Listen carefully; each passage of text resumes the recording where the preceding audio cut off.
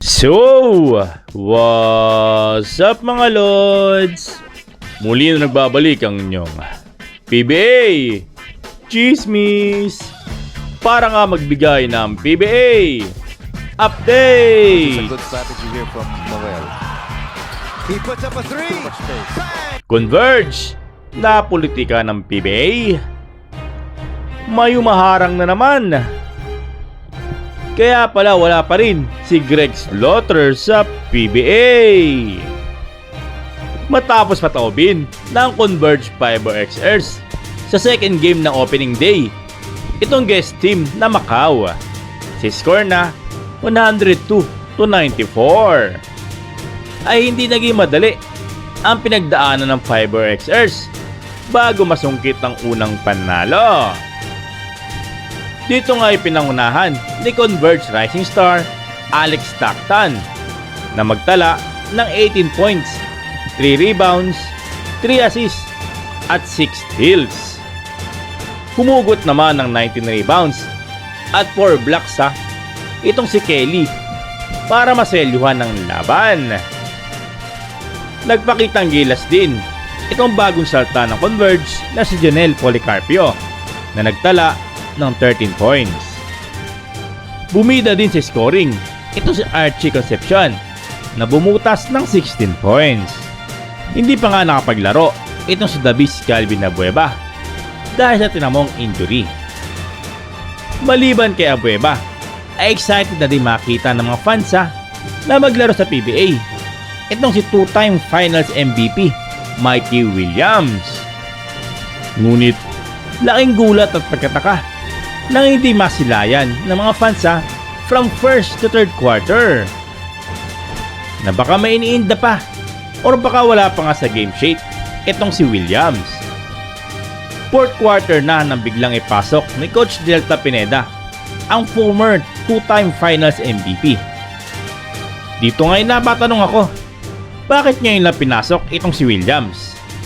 Yung pala, need niya munang ma-secured ang kanyang FIBA letter of clearance bago muli makatungtong sa court.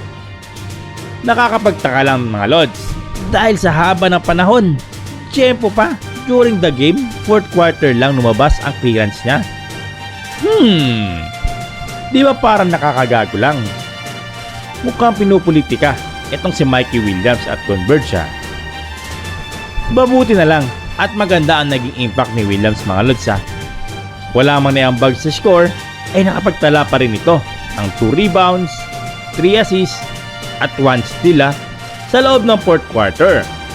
At maiselyo ang unang panalo as Converge player. Nakakalungkot lang mga Lods at nangyayari pa rin ang mga ganito sa PBA.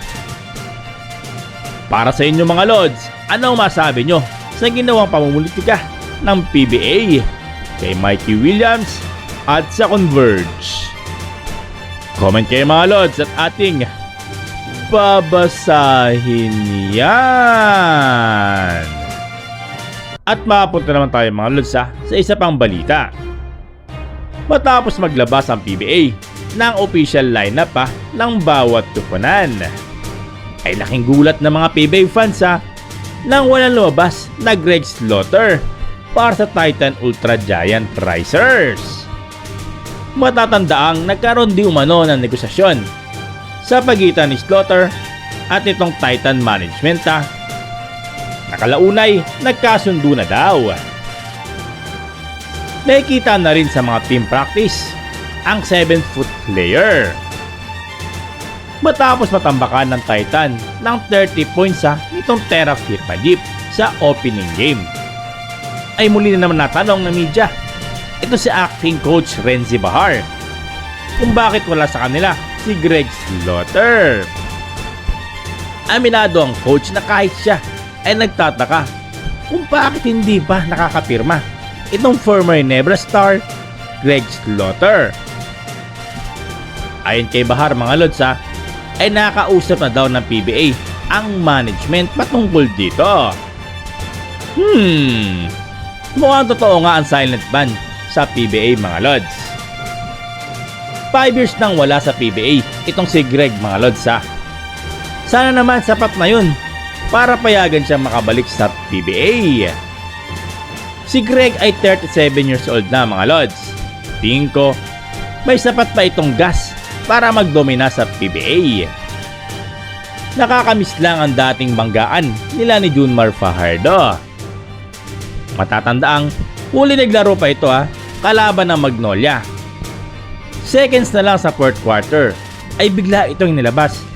Dahilan para maka-score si Calvin Abueva sa shaded lane at tuluyang matalo sila sa laban. Dito nga'y umusok at labis na nagalit si Greg kay Coach Pedro Harencio na dating coach noon ng Northport. Baka sa 7-footer ang pagkadismaya sa nangyari at nagawang mag-post pa ito na patama sa PBA. Siguro nga ito ang dahilan ng pananatili ng silent ban ni Greg Slaughter. Nakakalungkot lang mga lods ang maagang pagkawala ng karir nito. Para sa inyo mga lods, totoo kaya ang silent ban? Bakit na pa hanggang ngayon ay hindi pa rin nakakapirma ang 7-footer na si Greg Zila? Comment kayo mga lods at ating pag-uusapan yan. At makapunta naman tayo mga lods sa ating trade updates. Kamakailan nga mga lods ay naglabas ng statement itong NLEX Road Warriors. Nakabila sa mga pinakawalan nila itong sila Baser Amer at Mike Miranda. Tingin ko mga lods ay may enough gas pa ito para magpakitang gilas ulit sa PBA.